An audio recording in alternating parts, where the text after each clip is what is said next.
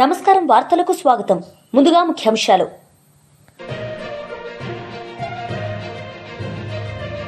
Eluru assembly నియోజకవర్గ party క్యాడర్తో YS Jagan సమావేశం, దిశానిర్దేశం.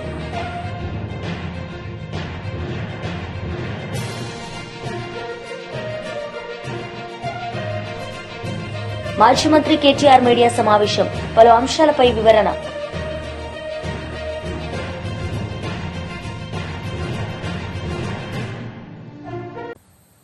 మాజీ మంత్రి కేటీఆర్ మీడియా సమావేశం నిర్వహించారు. ఈ సందర్భంగా పలు అంశాలపై ఆయన మాట్లాడారు. కాంగ్రెస్ ప్రభుత్వం ఇదంతా బయటకి ఎట్లా వచ్చిందంటే మనం బయట పెట్టలే, మీడియా బయట పెట్టలే, వాళ్ళే వాటాల కోసం అనుకుని ఆయన దొంగలు నిన్న బయటపడ్డారు. ఎట్లా బయటపడ్డారు, ఏమైందట అంటే అక్కడెక్కడో ఒరిస్సాలో ఏదో బ్లాక్ ఉందట, కోల్ బ్లాక్. ఆ బ్లాక్ 9 అట. ఆ 9 బ్లాక్ కోసం ముఖ్యమంత్రి ఉప ముఖ్యమంత్రి ఇద్దరు మంచిగా కేకును కోసుకున్నారట. కోసుకుంటే ఇంకో మూడో మంత్రి, ఆయన పేరైంది వెంకటరెడ్డి వచ్చి, అగో మీ ఇద్దరే తింటారా కేకు, నాకు కూడా ఒక ముఖ్యరా అని వెంకటరెడ్డి అడిగినాడు. వెంకటరెడ్డి అడిగితే, అగో నువ్వెట్లా అడుగుతావా నువ్వు అని చెప్పి ఆయన మీద ఉప ముఖ్యమంత్రి గారికి దగ్గరగా ఉండే ఛానల్లో ఒక స్టోరీ వేసారు. ఈయన లంగ పనులు చేస్తుండు, దొంగ పనులు చేస్తుండే, ఏదో పనులు చేస్తుండని స్టోరీ వేసారు. వేసేవరకు ఈయన తెల్లారి ప్రెస్ మీట్ పెట్టి కన్నీరు గార్చి ఓహో ఆహా ఆహా ఓహో నేడిసి, ఈయన కూడా రజనీకాంత్ లెవెల్లో యాక్టింగ్ చేసి నన్ను కావాలంటే ఇసమిచ్చి చంపుర్రి కానీ ఇట్లా చేయకుండ్రి, నేను చాలా మంచోన్ని అని ఈయన యాక్టింగ్ చేసిండు. చేసే వరకు ముఖ్యమంత్రి ఏం చూసిండు, ఓ ఒక్క దెబ్బకు 2 పిట్టలు దొరికేటట్టున్నాయి ఇలా అని చెప్పి ఇంకొక పేపర్ ఆయనకు చెప్పి వీళ్ళిద్దరి మీద రాపిచ్చిండు. రాపిచ్చే వరకు ఉప ముఖ్యమంత్రికి మండింది, అగో ఇట్లా చేస్తారు, నన్ను ఇంత మాట అంటావా, నన్ను నేను దోపిడీ చేస్తా అంటున్నావా, నువ్వు దోసుకుంటుందంతా నువ్వు, నీ కుటుంబం, నీ అన్నదమ్ములు, మమ్మల్ని అంటావా అని చెప్పి ఆయన ఉప ముఖ్యమంత్రి తెల్లారి రద్దు చేసి పారేసి.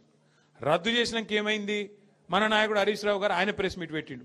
అరే ఇది ఒకటే ఎట్లా రద్దు చేస్తావురా భయ్, మరి అన్ని ఇవన్నీ ఉన్నాయి, ఇవన్నీ కూడా రద్దు చేయని పెట్టిండు సింగరేణిలో. ఇప్పుడు ఇక కుడితిలో వాడు ఎలక లెక్క కొట్టుకుంటారు ఎక్కడోడు అక్కడ. ఒకటి స్విట్జర్లాండ్ వీకిండు, ఇంకోటి అటేటో వేయండు, ఇంకోటి ఇటేటో వేయండు, కానీ ఎవ్వడు తేలుగుట్టిన దొంగలేలు ఒక్కడు మాట్లాడతలేడు నిన్నటి నుంచి. ఏంద్రాబాయ్ అంటే ఇక డైవర్షన్ గేమ్ ఆడాలి. అక్కడ అట్లా మాట్లాడగానే దొరికిరు కదా దొంగలు, ఇక వెంటనే నోటీస్, నడు హరీష్ రావు నువ్వు పోలీసుల ముంగట కూర్చో. దేనికి రాబాయి కూర్చున్నాడు అంటే 2 ఏళ్ళకి అదేదో కార్తీక దీపం సీరియల్ ఉంటుంది, దాని లెక్క నడుతుంది కథ. అది ఒడవది తెగది, రోజు ఒకటే కథ ధారావాహిక. ఫోన్ ట్యాపింగు, ఏం ట్యాపింగు, ఎవంది ట్యాపింగు, ఎక్కడ ట్యాపింగ్, ఏం ట్యాపింగ్. రేవంత్ రెడ్డి అనే లుచ్చగాడు గతంలో మన ఎమ్మెల్యేలను కొన్నప్పుడు కాదు, ఆయన తిట్టాలని తిడతలేను నేను. ఇప్పుడు నువ్వు లుచ్చ పని చేస్తే లుచ్చగాడే అంటారు. నువ్వు మా ఎమ్మెల్యేలను కొనుక్కుంటా 50 లక్షల రూపాయలతో దొరికిపోయిన దొంగవు. మరి నీ ఫోన్ ఏమన్నా చూసిరేమో, నాకేమెరక ఎవరికేమెరక, మంత్రులకు. పోలీసు వాళ్ళ పని పోలీసు వాళ్ళు చేస్తారు, దొంగలు ఎవడు పట్టుకుంటాడే పోలీసు వాళ్ళు చేస్తే పని వాళ్ళు చేస్తారు. మధ్యలో మాకేం సంబంధం, ఎవరికి సంబంధం. లుచ్చ పని చేస్తే పట్టుకొని లోపలెత్తారా ఎరా. మరి అదేదో పెద్ద స్వాతంత్ర పోరాటానికి పోయినట్టు నన్ను జైల్లో దోమలు గుర్తుండే ఎరికేనా అని మాకు అసెంబ్లీలో చెప్తుంది. మరి జైల్లో దోమలు కాకపోతే ఏముంటాయి, దోమలు బల్లులు ఉంటాయి. ఈయనకు దోమలు బల్లులు కాదు, ఈయనకు తొండల పిచ్చున్నది బాగా. నా డౌట్ అయితే వీళ్ళ నాయన కూడా చిన్నప్పుడు వీళ్ళ తమ్మునికి ఏమో కొండలరెడ్డి అని పెట్టిండు, వీని పేరు తొండలరెడ్డి అని పెట్టిండు. అందుకే మీరు చూడుర్రి మాట్లాడితే, అరే నువ్వు గవర్నమెంట్లా ప్రభుత్వాధినేతవు, ముఖ్యమంత్రివి, పనిచేయరా అయ్యా అంటే నీ లాగుల తొండలు ఇడుస్తా. నువ్వు గట్టిగా అడిగినావు, ఏమైనా నెలకు 2,500 ఏడవా నీ మహిళలకు ఇస్తా అంటివి కదా, ఆడోళ్ళకి ఇస్తా అంటివి కదా అంటే నీ గుడ్లు వీకి గోటిలాడతా. రైతులకు రుణమాఫీ చేయకపోతే ఏమయ్యా అంటే నీ మెడల పేగులు వేసుకుంటా. ఇక ఈ సిపాయి ఇప్పుడు హార్వర్డ్ పోతున్నాడు, హార్వర్డ్ పోయి ఆడేం చేస్తాడు, వాళ్ళకు కూడా నేర్పించేస్తాడు ఏం పాడు ఇవన్నీ. అమెరికా వాళ్ళం కూడా భ్రష్ పట్టించి వాళ్ళకు కూడా అడ్డమైన భాష నేర్పించి, లేకపోతే ఇంగ్లీష్లో మాట్లాడతాడేమో. In your trousers big lizards అంటాడేమో. అదే సినిమాలో చిరంజీవి చెప్తాడు, ఇన్ ఫ్రంట్ క్రోకడైల్స్ ఫెస్టివల్ అన్నట్టు. అంటే ఇప్పుడు భాష వచ్చుడు రాకపోవడం పెద్ద ముచ్చట కాదు, ఇంగ్లీష్ రావాలనేది కూడా కానూన్ ఏం లేదు. కానీ ఈయన బాధ ఏందో నాకు అర్థమవుతుంది. నువ్వు ముఖ్యమంత్రి లెక్క పని చేయన్నా, 4 మంచి పనులు చేయాలి, శభాష్ అనిపించుకోవాలి. చెన్నూరులో మేము అంబేద్కర్ భవనం కట్టినాం, ఓ మహిళా భవనం కట్టినాం, ఓ మార్కెట్ కట్టినాం. నువ్వు 4 గట్టు, మేము వద్దన్నామా? మేము ఒక స్కూల్ కట్టినాం, నువ్వు 4 గట్టు. మేము 100 కోట్లు తెచ్చినాం, నువ్వు 200 కోట్లు నేను ఆపిండా. గవి ఏం చేయరట, ఒకటే ఎత్తుకున్నారు. ఇక వీళ్ళు ఒక లంగ పంచాయతీ అన్నట్టు. ఏమన్నా అంటే ఇప్పుడు వివేక్ని పట్టుకుంటే మీ మంత్రిని, మొన్న ఆయన చూస్తే నవ్వొచ్చింది నాకు. ఆయన తిరుగుతూ ఉన్నాడు, మహిళలు అడ్డం వచ్చిర్రు, ఏమాయి సారు 2 నెలలకెళ్ళి రోడ్ లేదు, మను లేదు, ఏం చెప్తున్నావు అన్నారు. గవర్నమెంట్ అడుకోపో అంటుండు. నువ్వేరా గవర్నమెంట్ నాయనా, నువ్వే మంత్రివి, నువ్వే గవర్నమెంట్ మర్చిపోయావు అంటే ఇంకా కేసీఆర్ ముఖ్యమంత్రి ఉన్నాడు, ఇంకా సుమనే ఎమ్మెల్యే ఉన్నాడు, వాళ్ళని అడకపోరు అన్నట్టున్నది. ఏం చెప్పాలి మళ్ళీ వీళ్ళతో కొట్లాడాలి మనం, మన కర్మ. బాధ ఏంటంటే మీరు చూడరు, ముఖ్యమంత్రి గారు కూడా నిన్న మాట్లాడుతుండే ఎక్కడో మాట్లాడుకుంటా, ఇదివరకు మంత్రులు ఉన్న వాళ్ళు పొంకనాలు కొట్టిండ్రు, వేదిక మీద ఉన్నారు అంటుండు. అంటే ఒక విచిత్రమైన పరిస్థితి రాష్ట్రంలో ఉన్నది. అందుకే వాళ్ళకి అబద్ధాలు కూడా చక్కగా చెప్పస్తలేదు. ముఖ్యమంత్రి గారు ఆయనకు పరిపాలన చేతనైతే లేదు, పాపం నడపస్తలేదు. ఆయన బాధ వర్ణనాతీతంగా ఉంది. ఆయన ఎవడు గుర్తుపడతలేడు ముఖ్యమంత్రిగా. ఇంకా పెద్ద బాధ ఏమిటిదంటే పేర్లు మర్చిపోతారు. మర్చిపోతే ఆయన కోపం వస్తుంది, జైల్లో పెడతాడు. పేర్లు మర్చిపోతే జైల్లో పెడతాడు. ఇట్లా నడుస్తున్నది. అందుకే ఇప్పుడు ఏంది కొత్తగా ఒకటే పల్లవిగా అందరు కాంగ్రెస్ వాళ్ళు ఒకటే పల్లవి ఎత్తుకున్నారు. ఏమిటిది? కేసీఆర్ అప్లపాలు చేసిపోయిండు, అందుకే మేము ఇయ్యలేకపోతున్నాం. కేసీఆర్ అప్లపాలు. టీడీపీ పొలిట్ బ్యూరో సభ్యులు రెడ్డప్ప గారి శ్రీనివాసరెడ్డి మీడియా సమావేశం నిర్వహించారు. ఈ సందర్భంగా పలు అంశాలపై ఆయన మాట్లాడారు. అంతేగాని ప్రతి వ్యక్తి కూడా ప్రశ్నించే స్థాయి చంద్రబాబు నాయుడు గారిని, లోకేష్ గారిని ప్రశ్నించే స్థాయి మీకు లేదు. ఒక్కసారి మీరు మీ స్థాయిని గుర్తించుకొని మాట్లాడాలి. ఈరోజు గత దావోస్ పర్యటనలో చూస్తే 2,36,000 కోట్లు వచ్చినాయి. 20 కంపెనీలు ఆంధ్రప్రదేశ్ రాష్ట్రానికి వస్తున్నాయి. మరి బ్రూక్ఫీల్డ్ లాంటి పెద్ద పెద్ద కంపెనీలన్నీ వస్తూ ఉన్నాయి. ఇవన్నీ చూసి మీరు ఓర్చలేక ఇష్టం వచ్చినట్లు మాట్లాడుతూ ఉన్నారు. మీ ఉనికి కోల్పోయినారు. ఇదే చెప్తున్నా, ఇదే చలి అంటున్నారు జగన్మోహన్ రెడ్డి గారు, అమర్నాథ్ గారు. మరి లండన్కి ఎందుకు పోతున్నారు? లండన్ పోయినప్పుడు చల్లేదా? మీ వ్యక్తిగత పర్యటనలకు పోతున్నారు. బెంగళూరుకు పోయి మీరు సొంత డబ్బులు పెట్టుబడులు పెడుతున్నారు. లండన్లో మీ సొంత డబ్బులు అక్రమార్చనంతా పెట్టుబడులు పెడుతున్నారు. మరి దానికి లేని చలి రాష్ట్ర అభివృద్ధి మీద, రాష్ట్రానికి సంపద సృష్టించే పెట్టుబడులదారులను ఆహ్వానించేదానికి, అభివృద్ధిలో రాష్ట్రాన్ని ముందుకు తీసుకుపోయేదానికి మీకు చలుంది. కానీ మీ సొంత అక్రమార్చన దాచిపెట్టుకునే దానికి మాత్రం విదేశాల్లో మీకు చలి లేదు. మరి ఛాలెంజ్కు ఏం సమాధానం చెప్తాడు ఈయన? మాజీ పరిశ్రమల మంత్రి విశాఖపట్నాన్ని అంతా నాశనం చేసినారు. మళ్ళీ మాట్లాడుతూ ఉండారు వీళ్ళు. ఈరోజు ప్రజాధనంతో దావోస్ పర్యటన పేరుతో సతీ సమేతంగా లండన్లో వ్యక్తిగత ఆర్థిక వ్యవహారాలు చక్కబెట్టుకునే దానికి జగన్మోహన్ రెడ్డి గారు వెళ్ళిన మాట వాస్తవం కాదా? చంద్రబాబు నాయుడు గారు రాష్ట్ర బీసీ సంక్షేమ శాఖ మంత్రి సవిత మీడియా సమావేశం నిర్వహించారు. ఈ సందర్భంగా పలు అంశాలపై ఆమె మాట్లాడారు. కానిస్టేబుల్స్ కూడా సుమారుగా 5,000 మందికి పోస్టింగ్ ఇచ్చాం. అంతేకాకుండా మరి ఈరోజు ఎన్ఆర్జీఎస్ ద్వారా కూడా మరి ప్రతి గ్రామాల్లోనూ మరి ఈరోజు సీసీ రోడ్లు, డ్రైనేజీలు వేస్తున్నాం, బీటీ రోడ్లు వేస్తున్నాం, ఆర్ఎంబీ పార్ట్ హోల్స్ పూర్తి చేశాం. దానితో పాటు మరి ఎన్నికల సమయంలో మేమేదైతే మాట చెప్పామో, మరి జగన్ భూచట్టాన్ని రద్దు చేశాం. అదేవిధంగా తాతల ముత్తాతల కాలం నుంచి వచ్చినప్పుడు వారి ఆస్తులు గౌరవంగా రాజముద్రతో ఉండాలే తప్ప రంగులు పిచ్చితో, మరి ఫోటోలు పిచ్చితో మరి గత ప్రభుత్వం ఏం చేసిందో మనం అందరం చూసాం.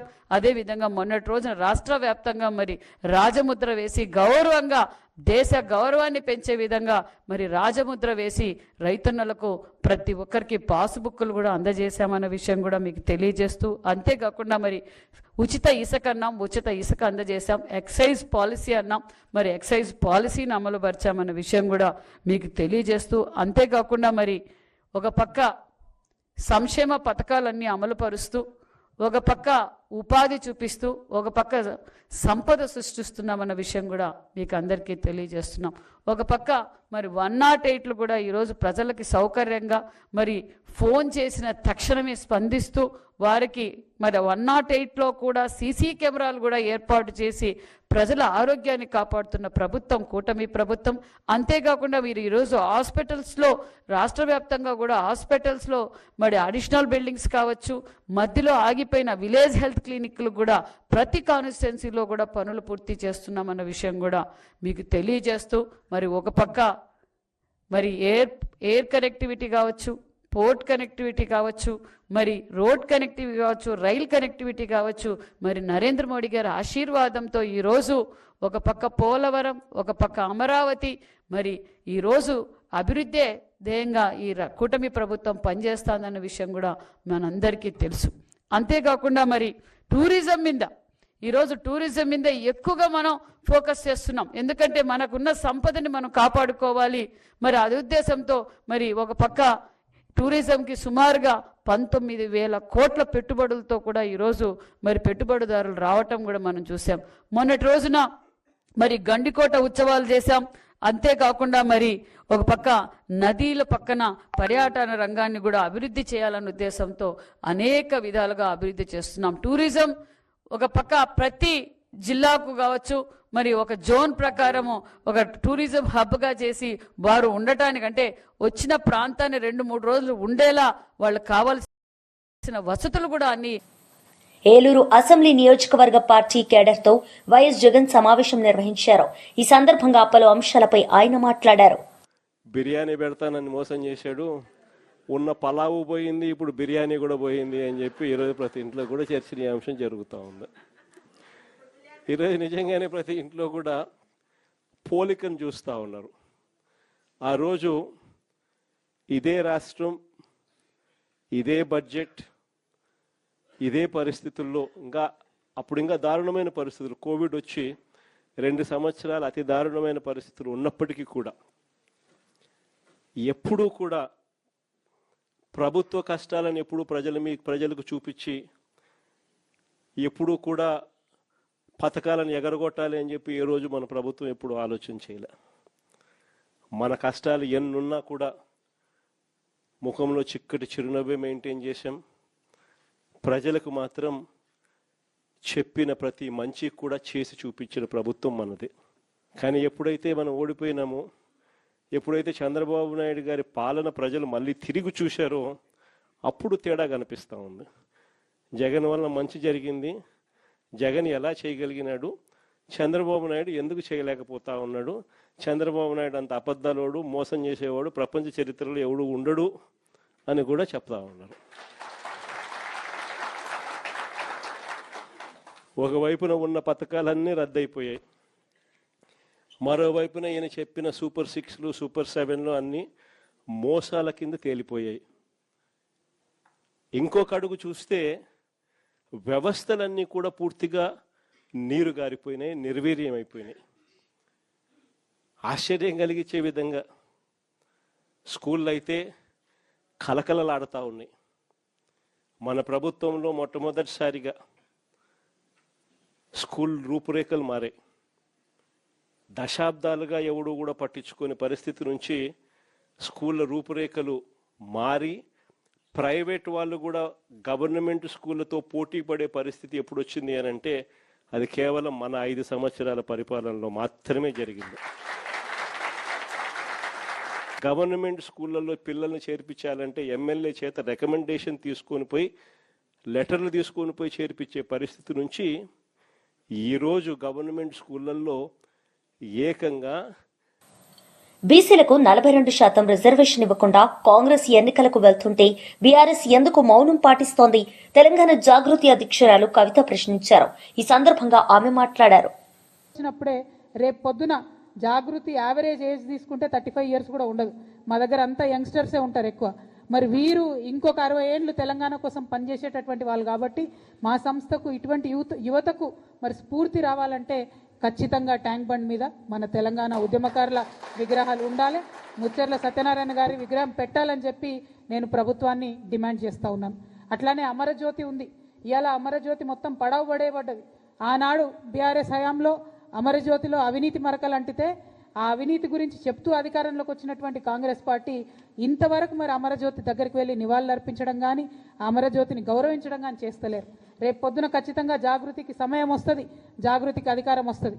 ఆ సందర్భంలో అఫీషియల్గా తెలంగాణ తొలి అమరుడు శ్రీకాంతాచారి యొక్క వర్ధంతిని జయంతిని అమరజ్యోతిలో జరుపుతాం. తెలంగాణ ఉద్యమకారులు ఎవరైతే ఉన్నారో, విస్మరణకు గురైనటువంటి వారు ఎవరైతే ఉన్నారో అక్కడ ఉండేటటువంటి చాలా పెద్ద లైబ్రరీ ఉంది, ప్లేస్ ఉంది. ఆ కేంద్రాన్నంతా కూడా తెలంగాణ వాదాన్ని ప్రజ్వలింపజేసేటటువంటి ఒక సెంటర్ పాయింట్గా, ఒక వార్ రూమ్గా దాన్ని క్రియేట్ చేయడం జరుగుతుంది. స్కూల్ పిల్లలుంటే, కాలేజ్ పిల్లలుంటే వాళ్ళని ఎక్స్కర్షన్ తీసుకొచ్చి మరి ఇగో ఇది త్యాగం, దీనివల్లనే మన రాష్ట్రం వచ్చిందని చెప్పి చిరస్థాయిగా ఆ ఉద్యమకారుల పేర్లు నిలిచిపోయేటట్టుగా కూడా అమరజ్యోతి దగ్గర మనం ప్రయత్నం చేస్తాం. ఇవాళ ముచ్చర్ల సత్యనారాయణ గారి జయంతి అంటే వారు ఏ బహుజనుల కోసం అయితే కొట్లాడిండ్రో, ఏ సామాజిక తెలంగాణ రావాలని కొట్లాడిండ్రో ఆ తొవ్వలో మనం నడవాల్సిన అవసరం ఉంది. ఇవాళ ఒక విషయం మీరు గమనించాలి, మనకు మున్సిపల్ ఎన్నికలు వచ్చినాయి. మొన్ననే లేటెస్ట్గా గ్రామ పంచాయతీ ఎన్నికలలో బీసీలకు అన్యాయం జరిగింది. 42% రిజర్వేషన్ ఇవ్వకుండానే ముందుకు పోయిండ్రు. ఇవాళ మున్సిపల్ ఎన్నికలు వచ్చినాయి, మళ్ళీ మున్సిపల్ ఎన్నికలలో 42% మాట ఎత్తకుండా కాంగ్రెస్ ప్రభుత్వం ముందుకు పోతుంది.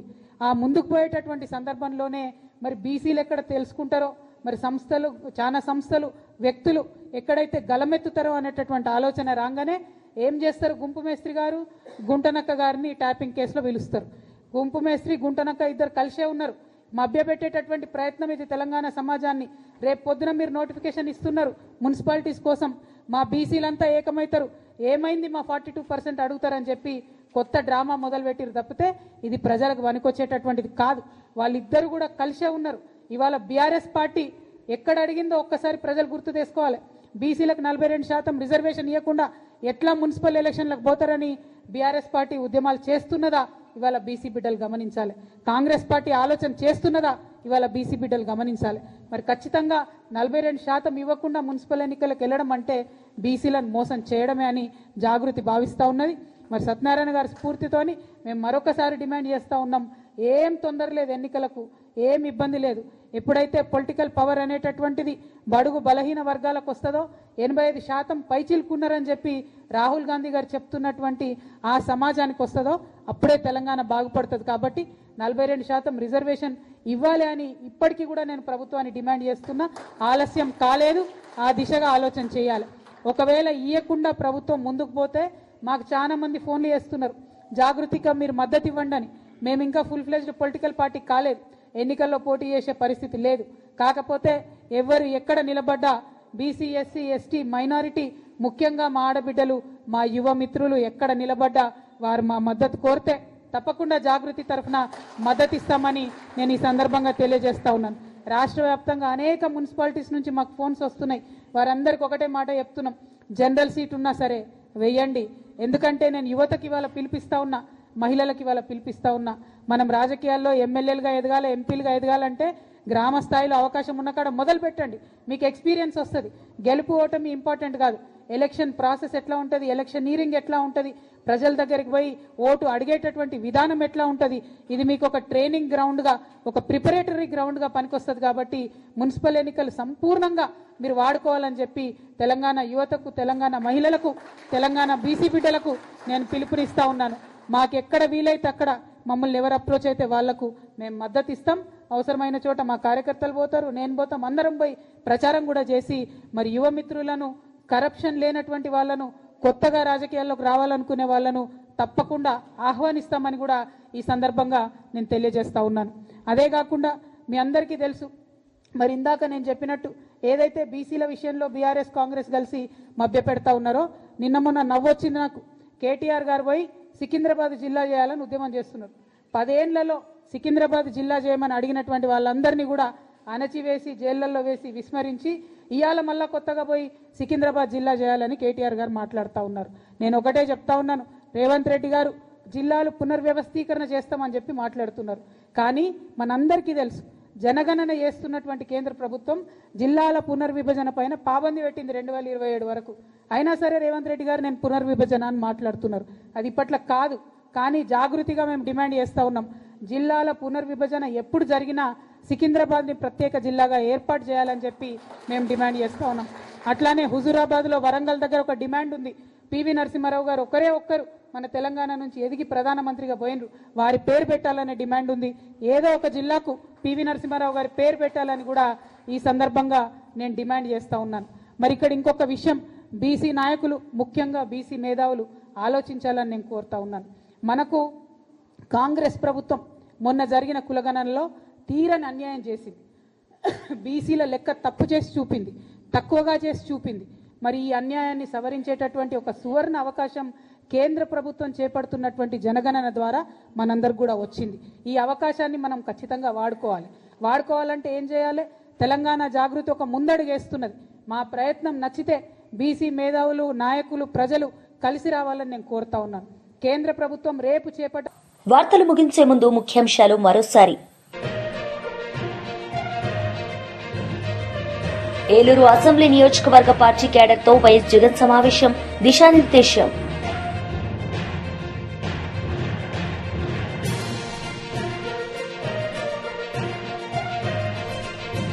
మాజీ మంత్రి కేటీఆర్ మీడియా సమావేశం, పలు అంశాలపై వివరణ.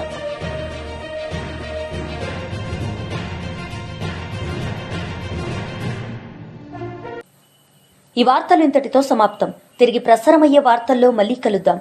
అంతవరకు సెలవు. నమస్తే.